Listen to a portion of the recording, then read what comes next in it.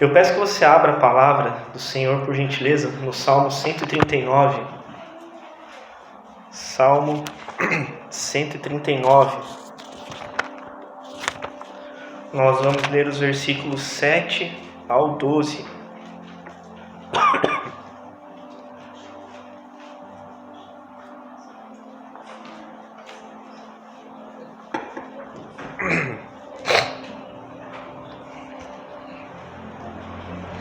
Salmo 139, versículos 7 ao 12. Na verdade, esse texto ele estava, entre aspas, me cercando durante essa semana. Me deparei com ele algumas vezes, e pelo menos umas 3 vezes. E eis que sem a gente combinar, o meu pai escolheu a primeira música ali que nós cantamos, que nós louvamos, que fala exatamente o que nós vamos ler aqui. Então eu glorifico a Deus, porque realmente Ele confirma a palavra dEle através dos seus servos. Então nós vamos ler Salmo 139, do 7 ao 12. Eu peço que você acompanhe ali comigo, vai estar projetado também, ok? Diz assim o texto: Para onde me irei do teu espírito? Ou para onde fugirei da tua face? Se subir ao céu, tu aí estás. Se fizer no Seol a minha cama, eis que tu ali estás também. Se tomar as asas da alva, se habitar nas extremidades do mar, até ali a tua mão me guiará e a tua destra me susterá. Se disser, de certo que as trevas me encobrirão, então a noite será luz à roda de mim. Verso 12. Nem ainda as trevas me escondem de ti, mas a noite resplandece como o dia. As trevas e a luz são para ti a mesma coisa. Vamos orar mais uma vez em nome de Jesus. Pai, a tua palavra, Senhor, está aqui diante de nós, e nós te agradecemos e te glorificamos por ela, porque através de Cristo Jesus hoje nós temos livre acesso a Ti e a Tua palavra, Senhor. Muito obrigado por isso. E que nessa hora ela nos ministre, Senhor, conforme a Tua boa, agradável e perfeita vontade, Senhor. Em nome de Jesus, conforme aquilo que o Senhor quer nos dizer, ó Pai. Que não sejam palavras minhas, ó Deus, de homem, mas sejam palavras do Senhor através de mim. E isso só é possível através do Santo Espírito de Deus direcionando as nossas vidas. Nos ajuda, Pai. Abre os nossos ouvidos para nós ouvirmos, compreendermos, Pai, praticarmos aquilo que o Senhor quer. E me ajuda, Senhor Deus, nesta hora. Eu preciso do Senhor. Eu continuamente tenho colocado a minha dependência no Senhor para vir falar até aqui neste lugar. E hoje, Senhor Deus, o Senhor sabe do meu estado físico, da minha saúde, e o Senhor sabe que eu continuo na mais completa dependência do Senhor. Eu peço que o Senhor me ajude, Pai. Por favor, em nome de Jesus, fala, porque todos nós, teus servos, estamos aqui te ouvindo, Senhor. Em nome de Jesus. Amém.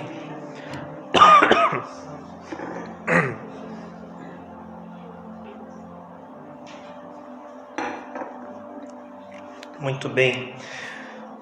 Meus irmãos, este salmo, ele exalta, se nós lermos por completo, são 24 versículos. Se nós o lermos por completo, nós vamos ver que Davi está aqui exaltando os 3 atributos oni de Deus, Vamos colocar assim, os 3 atributos: a onisciência, a onipresença e a onipotência, Onisciência, Deus sabe de todas as coisas. Versículos 1 ao 6, se você ler na tua casa, fala sobre a onisciência de Deus, que Ele sabe de todas as coisas. Versículos 7 ao 12, que nós lemos agora, fala sobre a onipresença do Senhor, que Ele está em todos os lugares, não há para onde fugirmos dEle. E dos versículos 13 ao 18, fala sobre a onipotência do Senhor, que Ele pode todas as coisas, que nada é difícil demais para o Senhor. Fala aqui, que se você ler na tua casa do 13 ao 18, fala ali que de modo assombroso e maravilhoso nós fomos formados no ventre das nossas mães, que não há explicação humana para que isso aconteça, algo tão complexo e tão maravilhoso, é só através das mãos de Deus que pode todas as coisas. Mas eu quero me concentrar entre esses três atributos, né, entre aspas, onipresença, onisciência, onipresença e onipotência. Eu quero me concentrar na onipresença, tá? Conforme a gente leu ali dos versículos 7 ao 12, tá? Então, versículo 7, acompanha ali comigo de novo, por favor. Para onde me irei do teu espírito? Ou para onde fugirei da tua face? Diz assim aqui na minha versão. Na nova tradução da linguagem de hoje, eu anotei aqui, ela fala assim: aonde posso ir a fim de escapar do teu espírito? Para onde posso fugir da tua presença? Então Davi, ele faz aqui essa pergunta retórica, aquela pergunta que não é que ele está pedindo uma resposta, mas ele está falando, para onde que eu vou fugir do Senhor? Ou seja, não tem como, né? Na própria pergunta está a resposta. Não tem como fugir da presença do Senhor. E ele faz isso justamente por saber e considerar isso, que é impossível isso acontecer. É impossível fugir ou se esconder de Deus. Não tem como. Não tem como. Nem a menor possibilidade.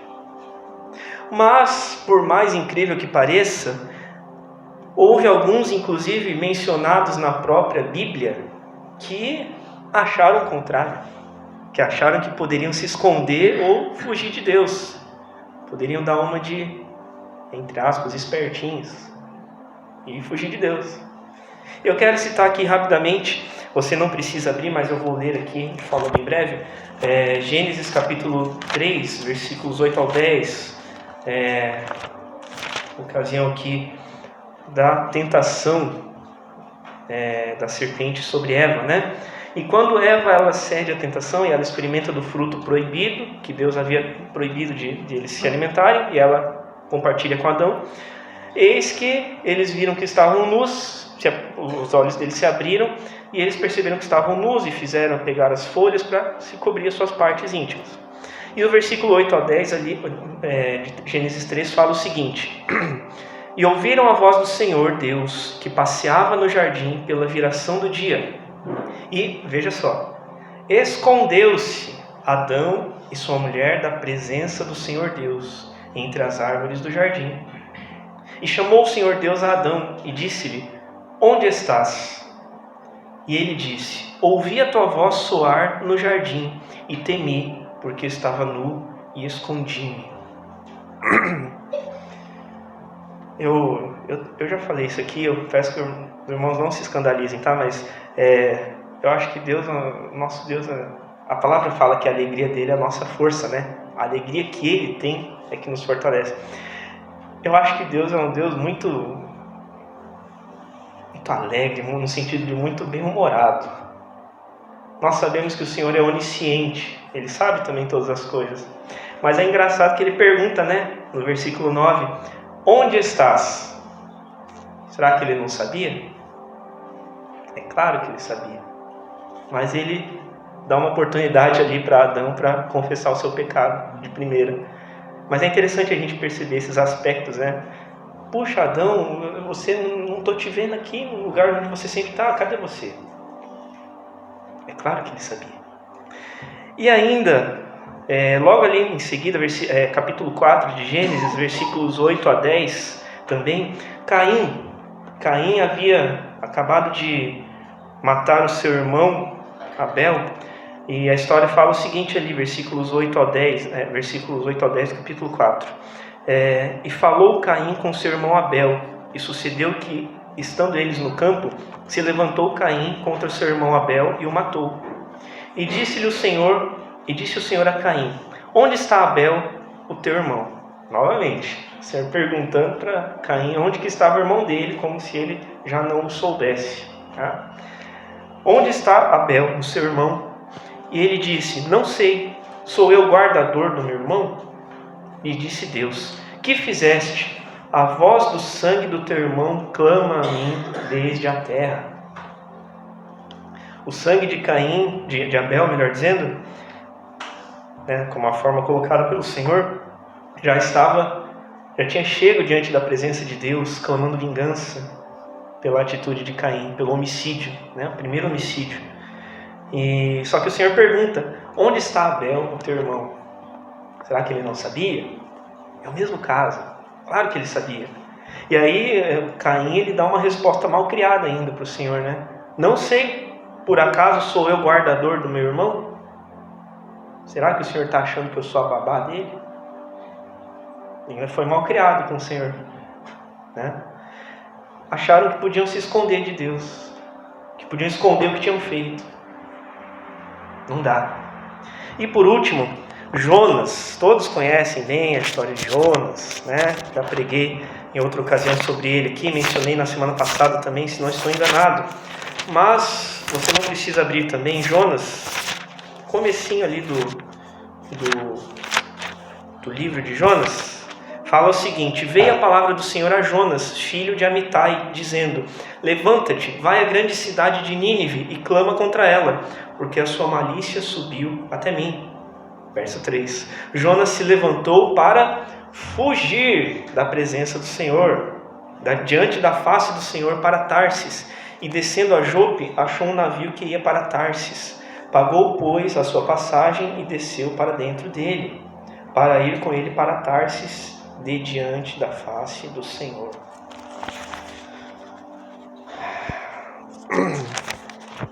Eu vou usar um termo aqui, por favor, os irmãos não se ofendam, mas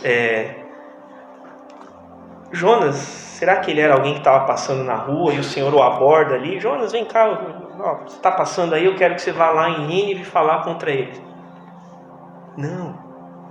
Jonas era um profeta, ungido do Senhor, conhecia o Senhor, conhecia as Escrituras, conhecia a palavra.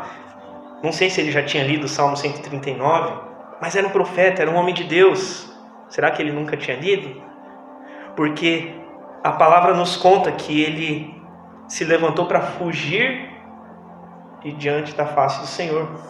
Só que no Salmo 139 está escrito: para onde me irei do teu espírito, ou para onde fugirei da tua face?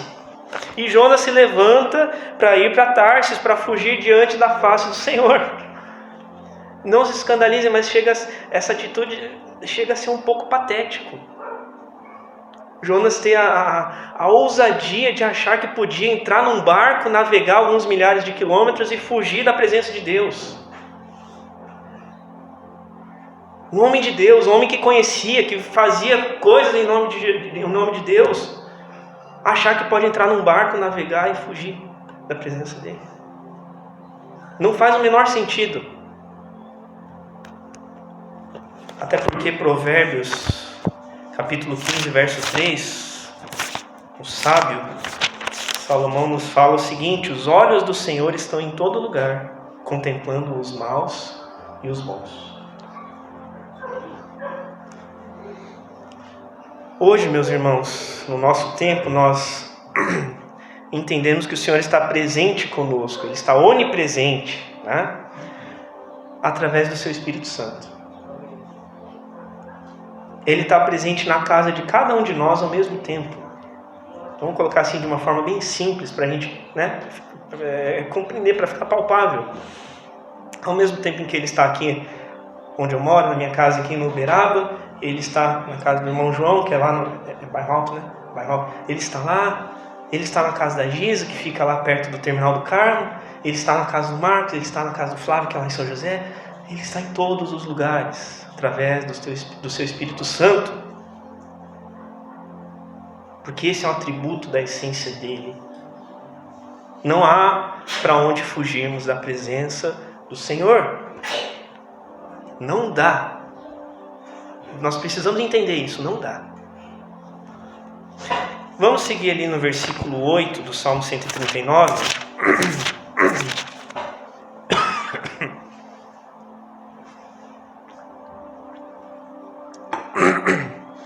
Verso 8 diz o seguinte, conforme nós cantamos aqui: se eu subir ao céu, tu aí estás. Se fizer no Seol a minha cama, eis que tu ali estás também. Se eu subir ao céu,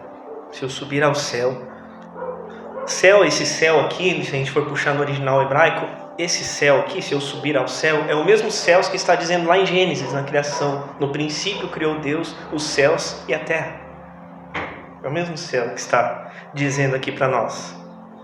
E nós, no âmbito mais teológico, nós entendemos que há 3 céus, né? O irmão João vai poder me atestar aí, né? Tanto é que Paulo fala que ele foi arrebatado ao 3º céu, né? Então tem 3 significados para céu. O primeiro céu é a atmosfera terrestre, que é onde tem as nuvens, onde os pássaros voam, onde os aviões percorrem suas rotas. Esse é o primeiro céu. O segundo céu é o firmamento, o céu espacial, digamos assim, onde tem os astros, né? Se a gente olha para cima, vê o sol e a lua, as estrelas, eles estão no segundo céu, que é o firmamento. E o terceiro céu, acho que é o melhor de todos, né?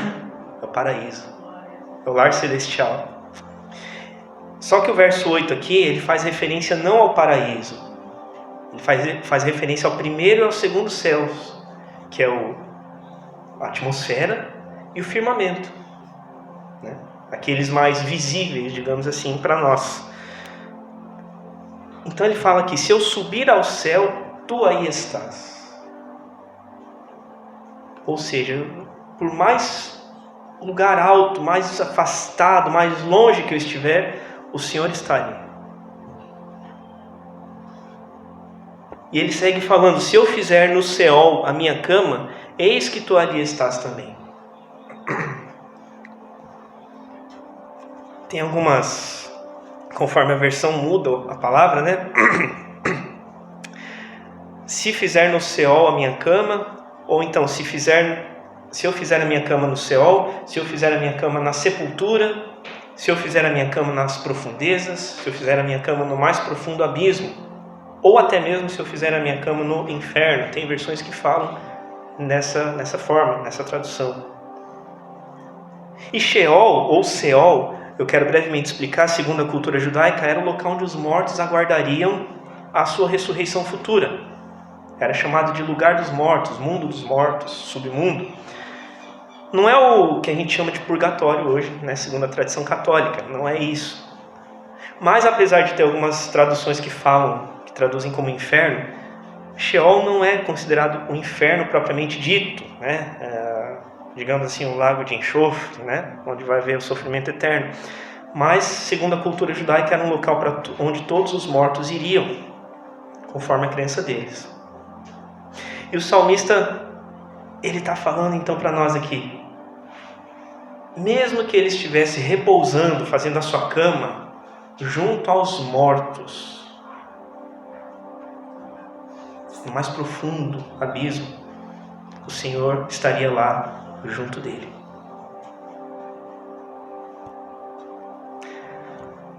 Vamos seguindo ali, versículo 9. Se tomar as asas da alva, ou as asas da alvorada, como nós cantamos, né? Algumas versões também. A alvorada é ali a primeira luz da manhã, né? O amanhecer ali, né? Vamos dizer, ali está vinculado ao nascer do sol, né? Então, quando o sol começa a nascer, a gente percebe que é rápido para ele nascer. A luz aparece rápido, quando desponta lá, começa a clarear o dia, é rápido para virar dia, de fato, né? E ele compara dessa forma, irmãos: se tomar as asas da alva, mesmo que ele chegasse ao céu na mesma velocidade da alvorada, do nascer, da velocidade da luz. A velocidade da luz é algo que é em unidades diferentes, né, que se mede, anos-luz, né, enfim. Mas é outra situação, é rápido demais para nós. Mesmo que nós chegássemos ao céu na mesma velocidade da alvorada, do surgir da luz, o Senhor estaria ali também, porque isso não é problema para Ele. Ele pode todas as coisas e Ele está presente em todos os lugares. Não há onde se esconder dEle. E ele fala ali ainda: se tomar as asas da alva e se habitar nas extremidades do mar. Se habitar nas extremidades do mar, podemos entender como as regiões da nossa terra, né? Ocidente, Oriente, Norte, Sul, Leste, Oeste, não importa, né? O irmão João da navegação aí também tem ali as direções, os pontos cardeais, enfim, né? Não vou entrar nessa seara agora, mas não importa a direção que se tome, o Senhor ali está. E falando em extremidades do mar, eu creio que vários dos irmãos devem ter acompanhado a notícia aí do submarino, né, da expedição que foi até o Titanic, tá, os destroços do Titanic e tudo mais, e implodiu, né, não foi um naufrágio, mas implosão, né, enfim, parte mais técnica lá, mas teve essa situação lá que infelizmente, né, houve essas mortes ali, esse acidente. E eu fui dar uma olhadinha, já tinha visto, mas eu fui dar uma olhadinha. Os destroços do Titanic, eles estão a cerca ali de 3.900 metros abaixo do nível do mar. 3.900, quase 4.000 metros, quase 4 quilômetros para baixo. Só de falar nisso me dá um ruim. Eu tenho um pouco de medo de mar. Dá para ver, né? 4 quilômetros para baixo, na água. E eu fico pensando, o que esse pessoal foi xeretar lá, né? Cada um sabe de si, mas o que esse pessoal foi fazer lá? E 4 quilômetros, né, 3.900 metros, vamos arredondar para fazer melhor a conta. 4 quilômetros. Eu fui ver em linha reta aqui, pra gente, é uma região perto aqui na BR, para a gente ter uma dimensão melhor. Dá quase como se fosse da passarela aqui, da entrada para a rua do Peladeiro aqui, né? Dá desse ponto ali mais ou menos até quase lá no Shopping Jardim das Américas. Só que para baixo. Na verdade, até o shopping dá 4.800 metros, né? 4 quilômetros, na verdade. É muito fundo. É muito baixo. Só que não importa o lugar, e é isso que Deus está falando para a gente. Deus ali está também nas extremidades do mar. É isso que Ele está nos falando. Não importa o lugar. E Ele fala isso no versículo 10, que conforme nós lemos, se tomar as asas da alva, se habitar nas extremidades do mar, não importa em qual ponto. Versículo 10, até ali a tua mão me guiará, e a tua destra me susterá. Não importa, Deus está ali junto conosco o tempo todo.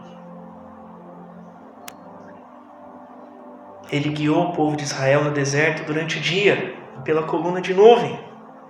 E durante a noite, com a coluna de fogo, iluminando o caminho do povo que estava em trevas.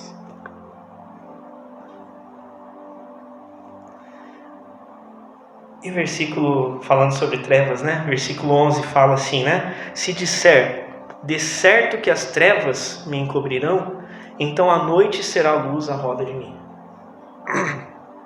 Se eu posso me esconder nas trevas aqui, no escuro, né? Mais ou menos isso que ele está falando. Mas não dá.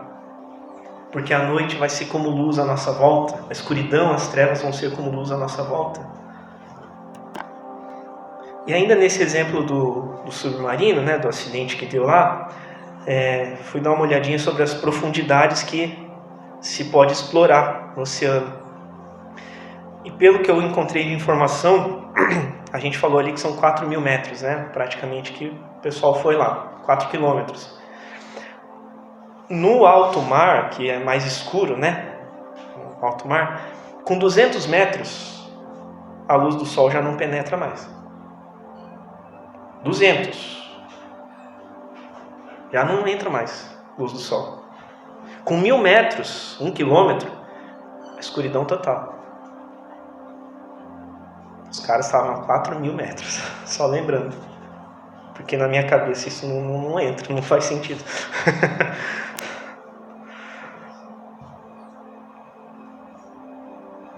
Se eu disser, de certo que as trevas me encobrirão, então a noite será a luz à roda de mim. Se eu disser que eu posso me esconder atrás de máscaras, ou então se eu disser que eu posso me esconder atrás da escuridão das trevas do meu pecado, então essa mesma escuridão, onde eu acho que eu me escondo, ela vai se tornar como luz, porque ali também o Senhor está. Assim como ele iluminava o povo de Israel à noite, ele sendo a própria luz, a coluna de fogo que iluminava no meio das trevas. É isso que acontece. É isso que acontece. E eu não podia deixar de citar o meu texto preferido, né? João 1. João 1 fala que a respeito do verbo Jesus, nele estava a vida, e a vida era a luz dos homens. E a luz o quê? Resplandece nas trevas, e as trevas não a compreenderam.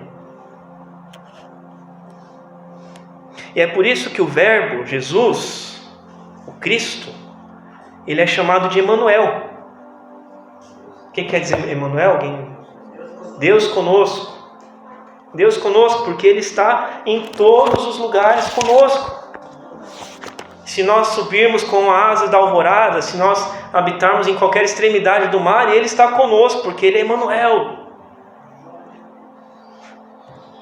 Não tem como ele se ausentar de algum lugar, como eu falei no início, nós fugirmos, nós nos escondermos. Eu vou lá para a salinha do cantinho lá, ele lá, Senhor, fica aí que lá é o meu cantinho lá.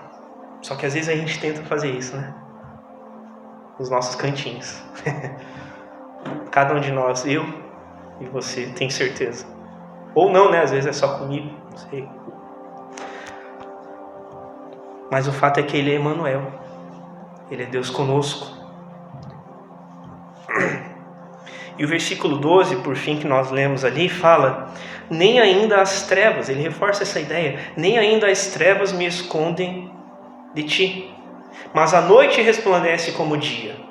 As trevas e a luz são para ti a mesma coisa. Luz e trevas, escuridão, são diferentes. Mas para nós, o ser humano, limitados que somos, nós andarmos num caminho de luz, falei das duas portas, né, semana passada. Se nós andarmos num caminho de luz e num caminho de trevas, é totalmente diferente, é óbvio. Só que para o Senhor não. Para Ele é a mesma coisa. Ele não está debaixo dessa... Ele está acima disso. Eu não encontro uma palavra agora, mas Ele está acima disso. Para Ele é a mesma coisa. Da mesma forma como 1000 anos, para Ele é igual a um dia igual a 1000 anos. Ele não está preso dentro do tempo, Ele está acima disso, Ele está na eternidade. É outra coisa.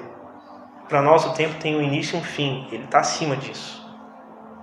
Eternidade, eterno, não tem começo nem fim. E Ele está acima disso também, no sentido de que luz e escuridão para Ele é a mesma coisa. É a mesma coisa. E Provérbios 15:11 fala para nós o seguinte: o inferno e a perdição estão perante o Senhor. Ele não está abaixo, mas o inferno e a perdição estão perante Ele. Quanto mais o coração dos filhos dos homens.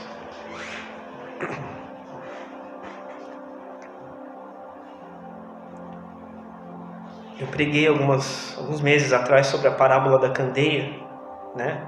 Que a candeia, que a luz ela se coloca em cima do velador, obrigado, para que possa iluminar todo o ambiente. Não se coloca embaixo, escondido embaixo da cama, embaixo da mesa, se põe em cima. E nesse texto da parábola da candeia se fala: não há nada encoberto que não venha a ser revelado. Lucas 8:17. Não há nada encoberto pela escuridão que não venha a ser revelado pela luz do Senhor e da sua palavra. Porque Ele está em todos os lugares. Porque a escuridão não pode ocultar algo dele. E nós entendemos que o nosso Jesus é essa luz, que ilumina todas as coisas, que está presente em todas as situações da nossa vida, em todos os locais onde nós passamos todos os dias, em todo o tempo, não importa o horário. E é Ele que sabe tudo ao nosso respeito. Ele sabe tudo, onisciência, eu falei no começo, é um dos atributos, Ele sabe todas as coisas. Não tem como esconder. Ele está em todos os lugares. Não tem como eu ir para o outro salão aqui pensando que Deus não vai estar lá. Ele vai estar, é claro que vai estar. Se eu entrar ali atrás, os irmãos não vão me ver, mas o Senhor, Ele está lá. Então não faz sentido nenhum nós tentarmos nos esconder de Deus, esconder as coisas no nosso coração, tentar ocultar de Deus. Nós estamos fazendo que nem Jonas, tentando fugir, tentando esconder igual Adão e Eva, igual Caim, que não sabia do seu irmão. Não tem como, não faz sentido. Não dá para esconder, não dá. A gente pode tentar resistir por um tempo, mais uma hora. Aquele lugar onde a gente está, acha que está no meio das trevas, a luz de Jesus entra ali, ilumina e o veleiro, e a luz é colocada em cima do velador, e ilumina todas as coisas, e não há nada encoberto que não venha ser revelado.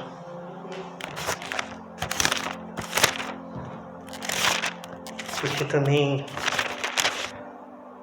nós lemos na palavra Hebreus 4 que não há criatura alguma encoberta diante dele. Antes todas as coisas estão nuas e patentes aos olhos daquele com quem temos de tratar.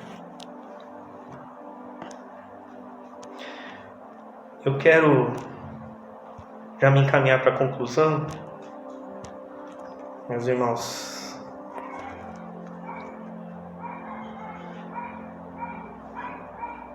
Deixando alguns pontos para eu e você refletirmos.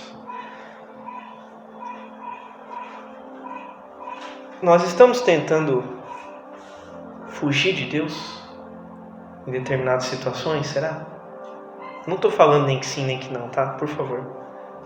Mas a gente precisa pensar, sondar a nossa vida, a nossa mente e coração.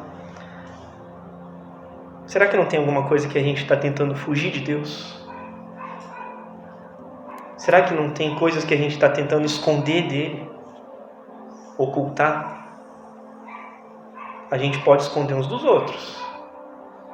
E talvez por tempo limitado. Mas de Deus não dá. Não tem como fugir ou tentar se esconder na escuridão daquele que criou todas as coisas. Daquele que estava com seu espírito sobre as águas e ele disse: haja luz. Não dá. É ilógico. Como eu falei antes, não faz sentido, não dá para esconder. É preciso, meus irmãos, e não só é preciso, mas honestamente aqui é mais fácil nós nos rendermos e entregarmos diante dele tudo que nós temos no nosso coração. Não é só porque é preciso, nós precisamos do Senhor. Mas é mais fácil. Não só é necessário, mas é mais fácil, é mais simples, é menos sofrido, é menos doloroso. Nós entregarmos, abrirmos o nosso coração diante dele e deixarmos tudo lá. Então a gente precisa parar de se esconder, de tentar, porque a gente na verdade não consegue, mas de tentar esconder, tentar se esconder, tentar fugir, tentar entrar num navio, navegar alguns milhares de quilômetros para longe de onde o Senhor manda que nós estejamos, igual Jonas fez. E não dá para a gente fugir dele, porque inclusive, para onde quer que a gente olhe, nós vemos a criação de Deus. Dentro da nossa casa, se simplesmente a gente acordar de manhã e olhar para o nosso cônjuge, para os nossos filhos, a gente se depara de certa forma ali também com a presença de Deus, com a manifestação, porque aquilo é obra das mãos dele. Se nós olharmos para o céu e vermos a lua, o sol, as estrelas, as nuvens, não vai muito longe, nós vemos a manifestação da glória de Deus, do poder dele. E nós somos lembrados e percebemos que estamos sempre diante da presença dele.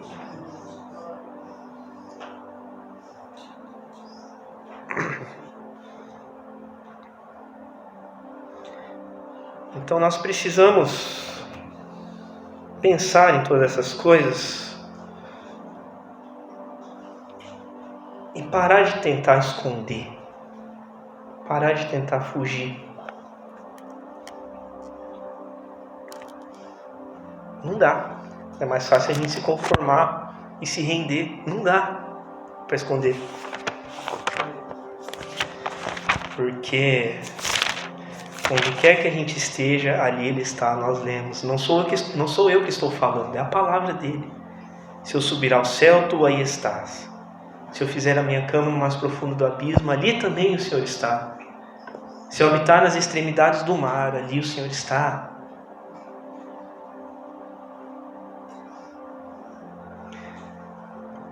E de fato, concluindo, eu quero glorificar Deus porque nós vemos e somos agraciados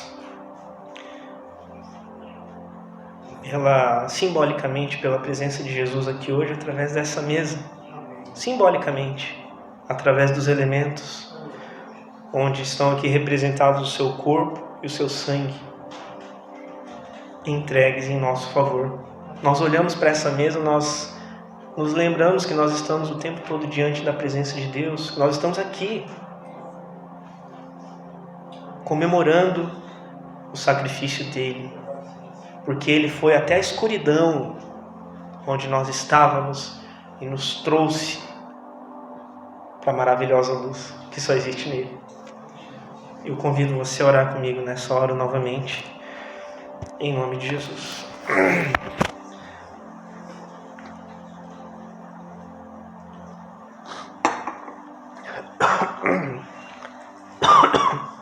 Pai, nós te agradecemos, Senhor, porque o Senhor nos relembra através da tua palavra, Pai, de que não há para onde nós fugirmos da tua presença. Não há maneiras de nós nos escondermos do Senhor, de nós ocultarmos coisas do Senhor. Talvez nós podemos fazer isso por um tempo, uns com os outros aqui, Senhor. Mas do Senhor não há como escondermos, ó Pai. Então, Senhor, nos ajuda a estar cientes dessa verdade. O Espírito Santo nos convence disso todos os dias, de que nós não podemos nos esconder de Ti. E que é preciso, Pai, é necessário e é mais fácil, Senhor, nós nos rendermos a Ti, Senhor, a Tua presença, a Tua santidade, abrirmos o nosso coração, rasgarmos o nosso coração e deixarmos tudo diante do Senhor, sem tentar esconder, sem tentar ocultar. Porque em todos os lugares que nós vamos, ali o Senhor está, porque o Senhor é Emmanuel, é Deus conosco.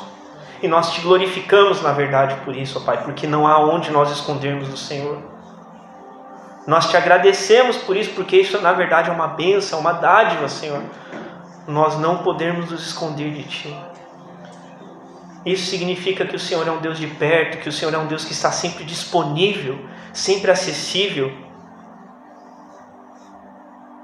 E nós sabemos que isso é verdade por causa do próprio Senhor Jesus Cristo, que nos dá esse acesso livre, que nos dá esse acesso constante à Tua presença, à Tua palavra. E é esse Jesus que nós vamos celebrar, que nós estamos celebrando nesta manhã, mas que nós vamos celebrar através da ceia do Senhor, Pai. Relembrando do sacrifício dele por nós, que nos resgata da escuridão e nos traz para o reino do Filho, do seu amor, um lugar de luz, um lugar de bênçãos, um lugar de paz. E nós te glorificamos por isso, Senhor. Obrigado por esta verdade expressa através da tua palavra, em nome de Jesus. Amém e amém.